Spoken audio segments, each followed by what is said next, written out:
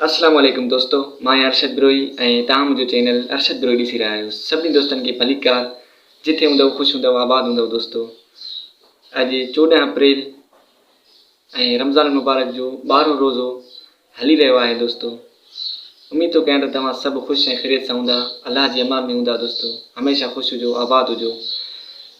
दोस्तों, रमज़ान मुबारक जो बाबरकत महीनो हली रहियो आहे। वॾी रहमतुनि जो महीनो आहे, वॾी बरकतुनि जो महीनो आहे। असांखे घुरिजे त हिन महीने में रोज़ा रखूं, तिलावत कयूं ऐं नमाज़ पढ़ूं। दोस्तों, रमज़ान गुज़रंदो वञे थो तेज़ी सां। जेके दोस्त रोज़ा रखंदा अचनि था उहे रखनि था, ऐं जेके नथा रखनि, जॾहिं रमज़ान गुज़रंदो त पोइ उहे असांजा दोस्त पछताईंदा, चवंदा काश असां बि रोज़ो रखूं हा, छो असां रोज़ो न रखियो।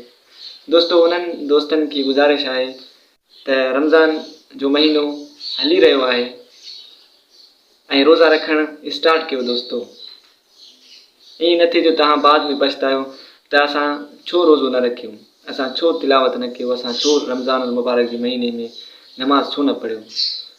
दोस्तों, रमज़ान मुबारक जो बाबरकत महीनो वॾी बरकतुनि जो महीनो आहे, वॾी रहमतुनि जो महीनो आहे। बाज़ार सस्ती आहे, ख़रीदार कोन्हे, अचो रब जे दरवाज़े ते। दोस्तों, रमज़ान मुबारक जे महीने में हिकिड़े फ़र्ज़ नमाज़ पढ़ण सां 70 फ़र्ज़नि जो सवाबु थींदो आहे। केॾो न रहमतुनि जो महीनो आहे। दोस्तों, केॾो न बरकतुनि जो महीनो आहे। दोस्तों, उन्हनि दोस्तनि खे गुज़ारिश आहे त ख़ुदा ईअं न थिए जो तव्हां बाद में पछतायो त असां छो रोज़ो न रखियो। हीअ वीडियो उन्हनि दोस्तनि जे लाइ आहे जेके दोस्त चवनि था त असां रोज़ो रखंदासीं ऐं रोज़ो रमज़ान मुबारक जो महीनो गुज़री वेंदो आहे, पोइ पछताईंदा आहिनि त असां छो रोज़ो न रखियो। दोस्तों, हीअ वीडियो उन्हनि माण्हुनि जे लाइ आहे, उन्हनि दोस्तनि जे लाइ आहे जेके रोज़ इरादो था कनि त असां अॼु रोज़ो रखंदासीं, सुभाणे रोज़ो रखंदासीं। उन्हनि दोस्तनि खे निमाणी गुज़ारिश आहे त ख़ुदा रमज़ान गुज़रंदो थो वञे स्पीड सां, ख़बर ई न पियो। दोस्तों, अॼु 12हों रमज़ान मुबारक जो रोज़ो आहे, अॼु 12हों रोज़ो आहे, ख़बर ई न पियो।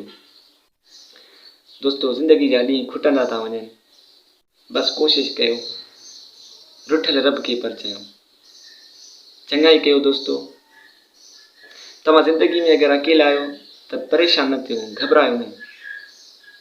दोस्तों, सचे माण्हू जी निशानी आहे त उहो अकेलो हूंदो आहे ऐं तनहा हूंदो आहे।